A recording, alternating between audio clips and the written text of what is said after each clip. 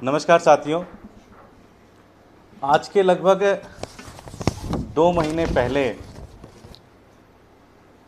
बहुत सारे डॉक्यूमेंट्स आम आदमी पार्टी ने दिल्ली की जनता के सामने रखा था और जिससे ये प्रूव होता है कि भारतीय जनता पार्टी ने एमसीडी के अंदर लगभग 6,000 करोड़ रुपए का टोल घोटाला किया। किस तरह से एक कंपनी को इन्होंने 1200 करोड़ रुपए से ज़्यादा का टेंडर दिया। उस कंपनी ने पहले साल तो पैसा दिया, उसके बाद उस कंपनी ने पैसे ही नहीं दिए। पैसे ना देने के बावजूद भी उस कंपनी से ही ये टोल का काम कराते रहे। बाद में 2021-2022 में उन्होंने जाके उस कंपनी को बदला, फिर से टेंडर हुआ। जो टेंडर 2016 में 1200 करोड़ रुपए का था, वो टेंडर इन्होंने अब जाके 700 करोड़ में दे दिया। और सबसे दुर्भाग्य की बात है, उसी कंपनी की ही एक सिस्टर कंपनी को इन्होंने ये टेंडर दे दिया। हमने पूछा, पूरा कैलकुलेशन किया तो लगभग 6,000 करोड़ रुपए से ज़्यादा का घोटाला था। हमने दिल्ली के उप मुख्यमंत्री मनीष सिसोदिया जी ने एलजी साहब को पत्र लिखा। सिर्फ पत्र ही नहीं लिखा, बल्कि उसके साथ जो भी डॉक्यूमेंट थे वो सारे डॉक्यूमेंट्स एलजी साहब को दिया और हमने कहा जी इसके ऊपर जांच कराइए। आज लगभग 2 से ढाई महीने हो गए, एलजी साहब ने इस पे जांच नहीं कराए, अभी तक कोई आदेश नहीं दिया।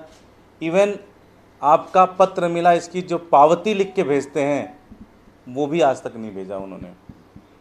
तो हमारा प्रश्न ये है, ऐसा लगता है कि इस घोटाले में भारतीय जनता पार्टी के बहुत सीनियर नेता इसमें इन्वॉल्व हैं, तभी शायद एलजी साहब की हिम्मत नहीं हो रही है कि वो जांच करवा लें। आज दिल्ली की जनता के सामने हम एक प्रश्न पूछना चाहते हैं भारतीय जनता पार्टी से। भारतीय जनता पार्टी ये बताए कि उनका कौन सीनियर नेता इस पूरे करप्शन में इन्वॉल्व है जिसकी वो जांच कराने से भाग रहे हैं। एलजी साहब जिस नेता की जांच नहीं करा पा रहे हैं, इसका मतलब कि कोई बहुत बड़ा नेता इस पूरे टोल घोटाले में इन्वॉल्व है, जो कि दिल्ली की जनता के गाढ़ी कमाई का जो टैक्स का पैसा था 6,000 करोड़ रुपए लूट ले गया। लेकिन भारतीय जनता पार्टी के द्वारा अपॉइंटमेंट एलजी साहब जांच कराने से भाग रहे हैं, जांच भी नहीं करा रहे हैं। इससे ज़्यादा दुर्भाग्य की स्थिति हो नहीं सकती। एलजी साहब ने कई सारे जांच पिछले, अब तो लोग भूल भी गए हैं कि कौन कौन से जांच वो करा रहे हैं। हर दिन सुबह उठते हैं, एक जांच की आदेश देते हैं, मिलता कुछ नहीं है, फिर तीसरे दिन एक नए जांच की आदेश देते हैं।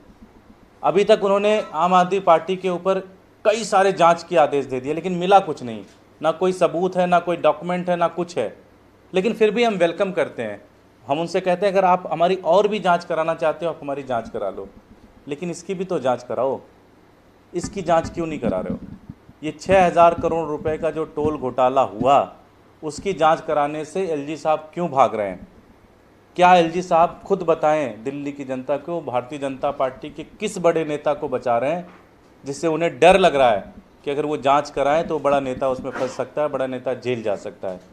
हमारी हाथ जोड़कर विनती है कि इसकी जांच कराएं।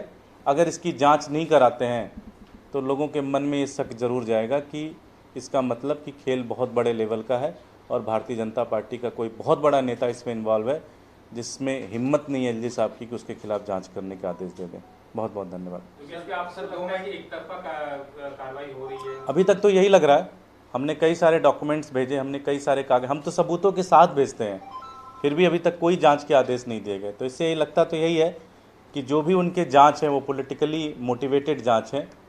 वो भारतीय जनता पार्टी के नेता ऊपर से उनको देते हैं कि ये जांच आप करवाओ, पीएमओ से उनको आता है कि ये वाली जांच कराओ, हर दिन जांच कराओ। उनका टास्क है कि डेली सुबह उठ के ब्रेकफास्ट से पहले आपको एक जांच का आदेश देना है। तो वो कुछ भी उलूल जुलूल करते रहते हैं, लेकिन जिसके डॉक्यूमेंट हैं, जिसके पूरे के पूरे प्रूफ हैं, और ये डॉक्यूमेंट भी एमसीडी के डॉक्यूमेंट है, ऐसा नहीं कि मैंने ये डॉक्यूमेंट्स बनाए या किसी और ने डॉक्यूमेंट्स बनाए, उसके बाद भी जांच कराने से भाग रहे हैं। इसका मतलब एक ही है कि एलजी साहब किसी बहुत बड़े भारतीय जनता पार्टी के नेता को बचा रहे हैं। सर 2 महीने हो गए, आपने भी पहले चिट्ठी लिखी थी, लेकिन अब 2 महीने बाद फिर से आप इसी कर रहे हैं। इस बीच साहब ने क्या किया और आप आगे क्या प्लान है आपका? हम आप लोग इसलिए तो नहीं करेंगे एलजीबी आपके खिलाफ जांच के आदेश दे रहे हैं?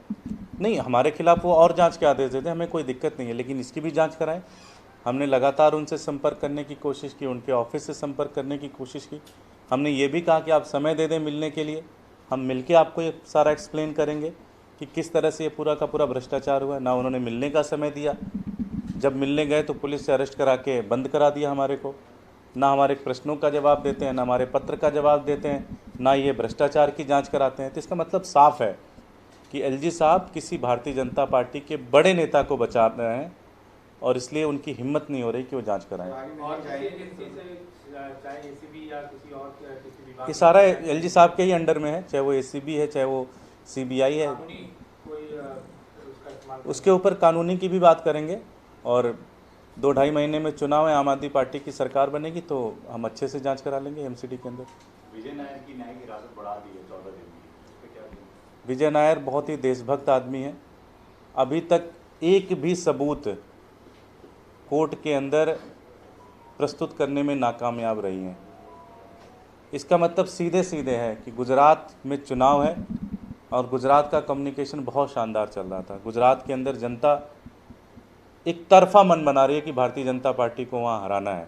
इसलिए पीएमओ से आदेश हैं, खुद प्रधानमंत्री की तरफ से आदेश है कि किसी भी तरह से आम आदमी पार्टी के हर कार्यकर्ता को, आम आदमी पार्टी के हर नेता को इसी तरह से जेल में डाला जाए, उनको अंदर रखा जाए। और कोई सबूत नहीं है, कोई कुछ नहीं है, ना कोई गवाह है, सिर्फ और सिर्फ एक परेशान करने की कोशिश की जा रही है। Thank you. तो दुर्नीत जी, ये जो आप कह रहे हैं 6 महीने में आपको आप जांच करवाएं, तो नेता कौन है बीजेपी का? वो भी बता दें, वो भी बता देंगे आपको। हम पहला मौका एलजी साहब को दे रहे हैं कि वो खुद जांच करके बता दें। आजकल वो ब्योमकेश बख्शी बने हुए हैं, तो एक बार उनको हम मौका दे रहे हैं, नहीं होता तो हम उनको नाम दे देंगे।